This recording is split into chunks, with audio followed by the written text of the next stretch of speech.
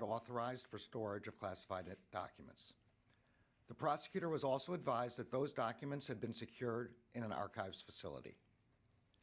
On November 9th, the FBI commenced an assessment consistent with standard protocols to understand whether classified information had been mishandled in violation of federal law.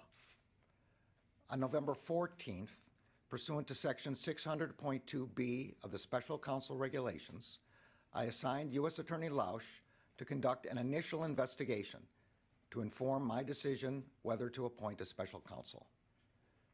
Mr. Lausch has served as the U.S. Attorney in Chicago since 2017. Before that, he spent more than a decade as an assistant U.S. Attorney in that same office. I selected him to conduct the initial investigation because I was confident his experience would ensure that it would be done professionally and expeditiously. On December 20th, President Biden's personal counsel informed Mr. Lausch that additional documents bearing classification markings were identified in the garage of the president's private residence in Wilmington, Delaware. President Biden's counsel informed Mr. Lausch that those documents were among other records from the period of the president's service as vice president. The FBI went to the location and secured those documents. On January 5th, 2023, Mr. Lausch briefed me on the results of his initial investigation and advised me that further investigation by a special counsel was warranted. Based on Mr. Lausch's initial investigation, I concluded that, under the special counsel regulations, it was in the public interest to appoint a special counsel. In the days since, while Mr. Lausch continued the investigation, the department identified Mr. Herr for appointment as special counsel. This morning, President Biden's personal counsel called Mr. Lausch and stated that an additional document bearing classification markings was identified at the president's personal residence in Wilmington, Delaware. When I first contacted Mr. Lausch about this matter, he said he could lead the initial investigation, but would be unable to accept any longer-term assignment because he would be leaving the department in early 2023 for the private sector. U.S. Attorney Lausch and his team of prosecutors and agents have conducted this initial investigation with professionalism and speed.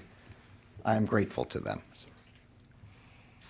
Earlier today, I signed an order appointing Robert Herr as special counsel for the matter I've just described.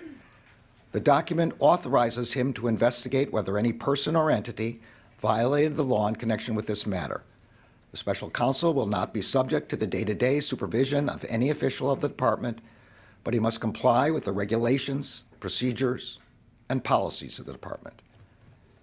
Mr. Herr has a long and distinguished career as a prosecutor. In 2003, he joined the department's criminal division, where he worked on counterterrorism, corporate fraud, and appellate matters. From 2007 until 2014, Mr. Herr served as an assistant U.S. attorney for the District of Maryland, where he prosecuted matters ranging from violent crime to financial fraud. In 2017, Mr. Herr rejoined the department as the Principal Associate Deputy Attorney General. In 2018, he was nominated and confirmed to serve as a U.S. Attorney for the District of Maryland. As U.S. Attorney, he supervised some of the department's more important national security, public corruption, and other high-profile matters.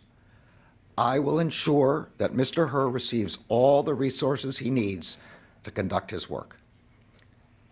As I have said before, I strongly believe that the normal processes of this department can handle all investigations with integrity.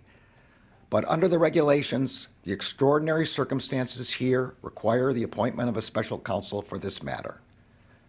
This appointment underscores for the public the department's commitment to both independence and accountability in particularly sensitive matters, and to making decisions indisputably guided only by the facts and the law. I am confident that Mr. Herr will carry out his responsibility in an even-handed and urgent manner and in accordance with the highest traditions of this department. Thank you all. Have you ever spoken to the President about this investigation, sir?